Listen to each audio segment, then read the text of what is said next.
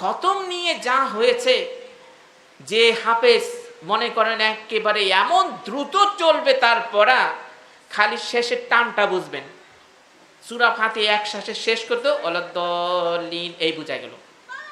এরপরে যে কি এক রকেটের মতো গুলি ছাড়লো, একটা বন্দুকের গুলি, কই গেল কিচ্ছু বোঝা গেল না, শেষের দিকে একটা টান নামলো মুফলিহুন, বাস আল্লাহু আকবার, রুকুতে চলে গেল। এগুলো নামাজ তো নেকিই পাইবেন না ভাই। আচ্ছা আপনি কোন একটা কাজ করলেন, গোটা রমজানে কষ্ট করে নামাজটা পড়লেন তারাবি, নেকি না পায়া পাপী হইলেন, মনটা খারাপ লাগবে না?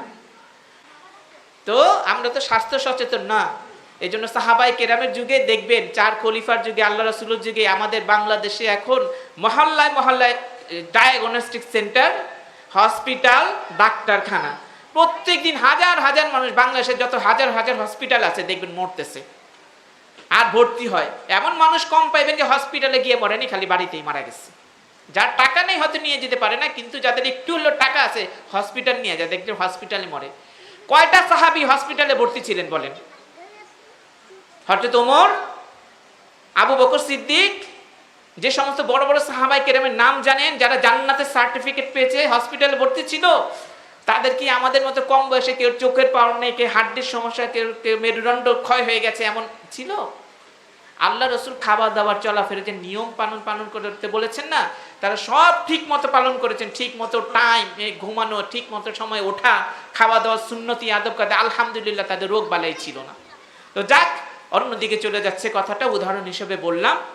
তো তারাবি সালাতে ওই যে বললাম মুসা আলাইহিস সালাম বলছিল পারবে না, ওই কথা রেশটা মনে পড়লে এই জন্য বলছি, বাঙালি মুসলমানরা খুব সহজে পারবে না। যেগুলোর ঈমান মজবুত আছে, পাকাপোক্ত, সুদৃঢ়, তাদের পক্ষে সম্ভব যে একবারে 3 ঘন্টা 4 ঘন্টা একটানা দাঁড়িয়ে তারাবি সালাত আদায় করবে, এক রাকাতের মধ্যে 3 পারা 4 পারা কোরআন শরীফ শুনবে তারা। তা আল্লাহ রাসূল সাল্লাল্লাহু আলাইহি ওয়াসাল্লামের স্ত্রী বলতেছেন যে আয়েশা, যে তার সালাত যে কত সুন্দর ছিল, কত দীর্ঘ ছিল, সেই ব্যাপারে আমাকে জিজ্ঞেস করো না। তাহলে বোঝা যাচ্ছে তারাবি সালাতকে দীর্ঘ সময় নিয়ে পড়তে হবে। তা আজকে আমাদের সমাজের মানুষের ইসলামের জ্ঞান না থাকার কারণে এত সুন্দর একটা ফজিলতপূর্ণ আমল সেটাকে নষ্ট করে দেওয়া হচ্ছে। কিভাবে? যারা 20 বা 23 পড়ছেন তারাও 1 ঘন্টার প্যাকেজ, আর যারা 8 বা 11-র মধ্যে শেষ করে দিচ্ছি তাদেরও 1 ঘন্টার প্যাকেজ। খালি ঘড়ি দেখে 15 মিনিট বেশি হলো, আজকে একটু বেশি হয়ে গেছে, আজকে একটু বেশি হয়ে গেছে। ভাইরে, বাইরে বেশি যেতে হবে না, খালি সৌদি আরবে যান। যেটুকু দেখেছি মক্কার ইমাম, হারামাইন শরীফাইনের ইমাম যারা আছেন, একটা কথা বলার হিম্মত বাংলাদেশের কোনো শিল্পপতির বাপেরও হবে না। দেখবেন একটু লম্বা করলেন কেন? হ্যাঁ, 1 মিনিট পর নামাজে দাঁড়াইছেন কেন? ইমাম সাহেব আজকে একটু দেরি হইলো কেন? আজকের জুমার খুতবাটা 5 মিনিট বেশি হইলো কেন? আজকে তো 1টা বাজে কারেক্ট নামাজ দাঁড়ানোর কথা, 5 মিনিট আগে 2 মিনিট আগে কেন ইমাম সাহেব জুমার নামাজ খারাইলো? আমরা তো 1 রাকাত ছুটে গেছে, ঠিক মতো পাইলাম না, হয় না? হয়, ধর্ম তো ঠিক মতো বুঝে নাই। এর জন্য তো কি যে বলে, কোন দিক থেকে ঈমান নষ্ট হয়ে যাচ্ছে, কোন দিক থেকে আকীদা বরবাদ হয়ে যাচ্ছে, কোন দিকে একটা মুখের কথার কারণে তাকে সেই জাহান্নামে ঢুকতে হবে, এই হিসাব পর্যন্ত এই মুসলমানদের নাই, এই জ্ঞান নাই।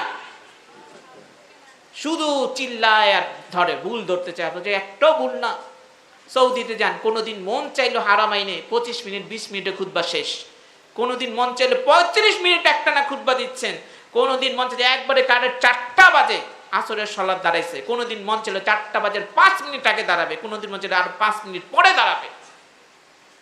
কারো এই সাহস নাই 1 মিনিট বেশি হইল কে, 30 সেকেন্ড কম হইল কে, এই কথা বলার। যত সমস্যা আমাদের এই দক্ষিণ এশিয়া, বিশেষ করে বাংলাদেশের ভিতরে। তারাবির নামাজ পড়তে গিয়ে সুন্দর একটা ফজিলতের, মানে যে বর্জনীয় দিকের ভিতরে এগুলো আসছে, করণীয় এগুলো তো বলে দিলাম। এই এসি ছাড়, ঢাকাইয়া ভাষা বলে না, এসি ছাড়। আমি যেহেতু ঢাকার ছেলে, আমি পেটের খবর খুব ভালো জানি, যেহেতু এইখানে আমার বড় হওয়া, আমি এখানকার খবর বেশি জানি অন্যদের চেয়ে। এসি ছাড়, এসি ছাড়ছে সেটাও পোষা না, এবার ফ্যান ছাড়, শুরু হয়ে গেল। এসি ফ্যান দুইটা একসাথে চলবে, অথচ বাড়ির ভিতরে এসিও নাই, বুঝছেন? আবার যেগুলো এরকম চিল্লায়, অনেকের বাড়িতে ফ্যান আর নড়বড়ে চলে, ঠিক নাই। তোমার এই 1 ঘন্টার জন্য এত চিল্লাচিল্লি, মুয়াজ্জিন সাহেব কোথায়, মনে হচ্ছে তার প্রাইভেট কর্মচারী। মুয়াজ্জিনের মর্যাদা কি এটা জানে? 1000 কোটি টাকার মালিক হলে সেই মর্যাদা পাবে না। একটা মুয়াজ্জিন আল্লাহকে খুশি করার জন্য যদি আজান দেয়, তার কি মর্যাদা! কিয়ামতের দিন তার ঘাড় উঁচু হবে। একটা মসজিদের মধ্যে যত মুসল্লি নামাজ পড়তে আসে, একটি বর্ণনায় পাওয়া যায় সবার সমান নেকি সে পাবে। মুয়াজ্জিন কি জিনিস, আজান দেওয়া কি ফজিলতপূর্ণ। বাংলাদেশের 1 লক্ষ না 10 লক্ষ যদি মসজিদ থাকে, আর মসজিদ কমিটির সভাপতি, সেক্রেটারি বা মুতওয়াল্লি যদি আজানের ফজিলত কি জানতো, ও নিজে গিয়ে আজান দিতে চেষ্টা করতো। মুয়াজ্জিনকে বলতো, ভাই রিকোয়েস্ট, আমার আজানটা হয় কিনা দেখেন, আমরা একদিন হইলো আজান দিতে দেন। আর আমাদের এখনকার মুয়াজ্জিন মানে কি, কর্মচারী, এই টানিয়ায় বইছি, এখন কমিটির লোক বিস্কুট নিয়ে আয়, দেরি হইলো কেন আসতে, ওরে আর রাখা হয়েছে আজানের জন্য। এই যে বুঝি না দিন, এই জন্যই তো আমাদের ক্ষতি করে ফেলছি। ভাইরা আমার, কথাগুলো থেকে কষ্ট নিবেন না। ভুলগুলো যদি না ওঠাই, শুধরাবো কিভাবে? সেই ভুলটা আমার মধ্যে থাকতে পারে, আপনার মধ্যেও থাকতে পারে। সেই তো উত্তম যে ভুলগুলোকে গুছিয়ে নেয়। অনেক বছর ভুল করেছি, এখন থেকে করব না, আলহামদুলিল্লাহ, আপনি গুনাহগার থেকে মুক্ত হয়ে গেলেন, ঠিক হয়ে গেলেন। এটাই তো ইসলাম শিক্ষা দেয়। তো এই যে তারাবির সালাত খতম নিয়ে যা হয়েছে, যে হাফেজ মনে করেন একেবারে এমন দ্রুত চলবে তার পড়া, খালি শেষের টানটা বুঝবেন। সূরা ফাতিহা এক শ্বাসে শেষ করতে ওয়ালাদ-দাল্লিন এই বুঝা গেল। এরপরে যে কি এক রকেটের মতো গুলি ছাড়লো, একটা বন্দুকের গুলি, কই গেল কিচ্ছু বোঝা গেল না। শেষের দিকে একটা টান নামলো, মুফলিহুন, বাস আল্লাহু আকবার, রুকুতে চলে গেল। এগুলো নামাজ তো নেকিই পাইবেন না ভাই। আচ্ছা, আপনি কোন একটা কাজ করলেন, গোটা রমজানে কষ্ট করে নামাজটা পড়লেন তারাবি, নেকি না পায়া পাপী হইলেন, মনটা খারাপ লাগবে না? আরে 5 মিনিটের একটা কাজ করে তো যদি শুনি রেজাল্ট খারাপ, মনটা খারাপ হয়ে যায়। মানুষের মন তো খারাপ হবে, মেহনত করছি, আশা রাখছি, গোটা একটা মাস মেহনত করলাম, নেকি না হইয়া পাপ হয়েছে, এর চেয়ে দুঃখের আর কি আছে? এই দুঃখের ঘটনাটা নিজের হাতে আমরা ঘটাইতেছি। কিভাবে? ওই যে দেখি না আমাদের সমস্যাটা এক জায়গায়, আল্লাহর রাসূল কিভাবে তারাবি পড়ছেন দেখো না, একটু ওইভাবে মিলায়া পড়ো। এই জায়গাতে গন্ডগোল। সাহাবীরা আল্লাহ রাসূলকে দেখে কিভাবে তারাবি পড়ছে, নিয়ম কানুনটা কি ছিল, ওইভাবে পড়ো। এই জায়গায় তো গন্ডগোল, কারণ ওই জায়গায় আমরা তাকাই না, খালি তাকাই আমাদের দৃষ্টিভঙ্গি। কে আছে রকেটের গতিতে একবারে এক নিঃশ্বাসে এই মতো পাকাপোক্ত হাফে জানবা, একবারে আধা ঘন্টায় 8 রাকাত 20 রাকাত শেষ, অথচ তার পাপ হচ্ছে, নামাজ বাতিল হয়ে যাচ্ছে। একটি হাদিস বলে এই প্রসঙ্গটা আমি এই যে শেষ করে দিতে চাচ্ছি। আর একটু আগে আমাদের বাংলাদেশে অনেক কিছু মোগল মসজিদে খবর পাওয়া যায়, রমজান মাসে 3 দিনে খতম, 7 দিনে খতম। কিছু কিছু লোক গাঁটটি নিয়ে যায় একবারে, হ্যাঁ, খতম না করা পর্যন্ত আর ফিরবে না, 3 দিনে খতম করেই ছাড়বে তারাবির সালাত। এই যে তারাবির সালাতের অবস্থা যে কি করছে তারা, আল্লাহ রাসূল সাল্লাল্লাহু আলাইহি ওয়াসাল্লামের হাদিসটা যদি জানতো, এই ধরনের বোকামি করতো না, নামাজের সৌন্দর্যই থাকে না। এক ব্যক্তি এসে, মানে সাহাবী, আল্লাহ রাসূলকে সালাম দিলেন। আল্লাহ রাসূল তার সালামে জবাব দিলেন, বললেন যে তুমি ইরজি ফাসাল্লি ফা ইন্নাকা লাম তুসাল্লি, তুমি ফিরে যাও, ফিরে গিয়ে তুমি সালাত আদায় করো, কারণ তুমি সালাত পড়ো নাই। কথাগুলো একটু মনোযোগ দিয়ে শুনবেন, এদিকে তাকানোর দরকার নেই, আমি অল্পক্ষণ আর আছি এখানে আলোচনায়, হ্যাঁ, আরেকজন বক্তা আছে, শেষ মাহফিল। তো আল্লাহ রাসূল কি বললেন? ইরজি ফাসাল্লি ফা ইন্নাকা লাম তুসাল্লি, তুমি ফিরে যাও, সালাত আদায় করো, কারণ তুমি নামাজ পড়ো নাই।